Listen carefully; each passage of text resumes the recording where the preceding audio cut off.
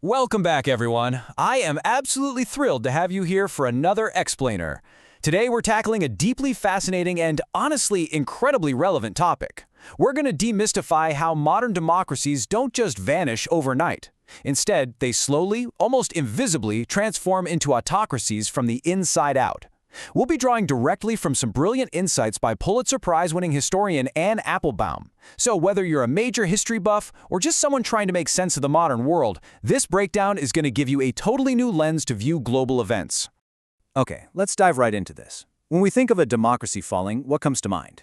Usually, it's a Hollywood movie scenario, right? A violent military coup, tanks rolling down the Capitol streets, or some sudden, explosive takeover of the presidential palace. But Applebaum completely shatters this myth.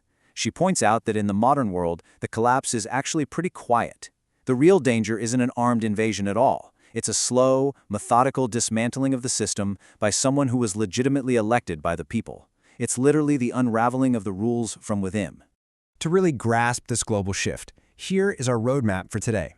First up, the myth of the coup. Second, the 5 tactics of autocracy. Third, the global ripple effect. And finally, the myth of inevitability. Part 1. The Myth of the Coup, From Tanks to Technicalities. And this brilliantly illustrates exactly what we're talking about. The transition from a democracy to an autocracy is no longer about brute military force. The real threat lies in technicalities. It lies in legally elected officials slowly altering the very foundational rules that allowed them to be elected in the first place, basically ensuring they can never be unseated. In a healthy democracy with the rule of law, neutral courts make decisions based purely on the Constitution, right? Regardless of who happens to be in power. But an autocracy operates on rule by law. In that system, the legal framework is entirely weaponized. The law simply becomes whatever the person in power says it is on any given day. If the leader doesn't like a specific business or a journalist, well, the legal system is just bent to punish them. Part 2. The 5 Tactics of Autocracy, the Bureaucratic Dismantling. So you might be wondering, how exactly does a leader get a country from point A to point B? Well, according to the source material, it's through a very specific 5-part playbook: high-level corruption, shaping elections, politicizing personnel, controlling information, and monopolizing violence. Now, this isn't random chaos. It's a structured, bureaucratic dismantling of democratic institutions used globally by leaders seeking to centralize their control. Let's systematically unpack how each of these operates in the real world. Tactic 1 is a very specific type of corruption. Applebaum observes that this isn't just about some politician taking a bribe in a back room. No, this is when the state's legal and economic system is fundamentally altered so that the primary beneficiary of government regulation is the leader, their family, and their close allies. The source material notes historical and modern examples, including the Trump administration, where leaders run active businesses while simultaneously holding office. That completely blurs the lines between what is foreign policy for the good of the citizens and what is just a lucrative deal for personal profit. To really ground this theory, the source gives a super vivid anecdote from Hungary under Viktor Orban. Imagine you're a successful CEO and state allies ask to buy your company. You say no. Then, suddenly, the windows of your house are mysteriously broken. Next, your company is hit with targeted tax inspections and endless regulatory harassment. It's a classic frog in boiling water reality. It's not a violent overthrow, it's just a quiet, legalistic harassment of ordinary citizens and businesses until they're literally forced to comply or sell. Let's move to Tactic 2, shaping elections. Now check out this striking statistic. 60%. That is the estimated percentage of Americans who do not have passports. Applebaum highlights this when discussing proposed voter ID laws that require documents like a passport or an original birth certificate. When you mandate documents that a massive chunk of the population just doesn't have, particularly low-income demographics or married women whose legal names no longer match their birth certificates, you are subtly but totally legally shaping the voting population to favor one party over another. So, the crucial point for Tactic 3, which focuses on personnel, is this. For a democracy to function, it absolutely needs independent, neutral civil servants. We're talking about the people who measure air pollution, manage the Federal Reserve, or handle road construction. In a healthy system, these are neutral experts hired strictly on merit. But the autocratic playbook demands that these positions be filled by political loyalists. When you replace scientists and legal experts with people whose only real qualification is unwavering allegiance to the ruling party, the state stops serving the public and starts serving the leader. Moving on to Tactic 4, which is all about information. The source material draws a really fascinating contrast here. When we think of censorship, we usually picture the classic model, right? Like a government official literally crossing out sentences in a newspaper.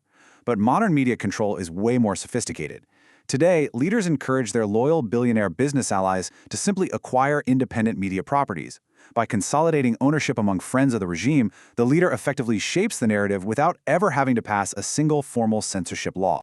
Ultimately, Tactic 5 relies on power and violence. Autocracies do eventually seek physical coercion, but again, it's not always the military like you'd expect.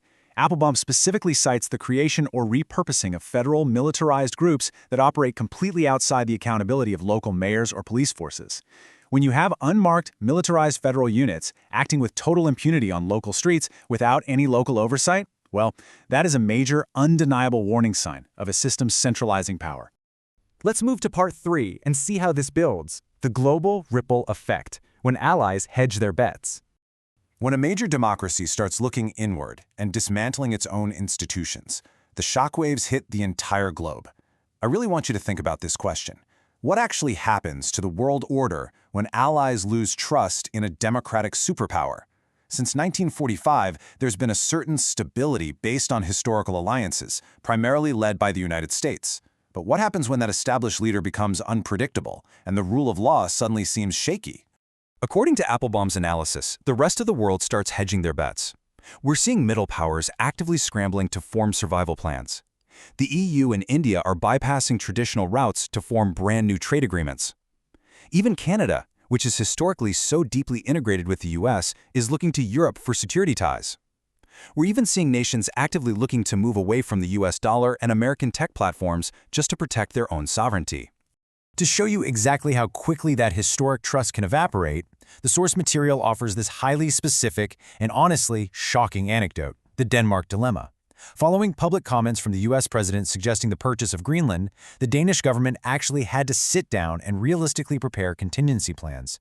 They had to seriously ask themselves, wait, do we blow up the airports in Greenland? Are we going to have to shoot down planes from our closest ally? Even though it obviously didn't happen, the mere fact that a staunch US ally had to plan for potential military invasion shows that the post-war trust has been fundamentally fractured. Part 4. The Myth of Inevitability. Rejecting the 250-year cycle.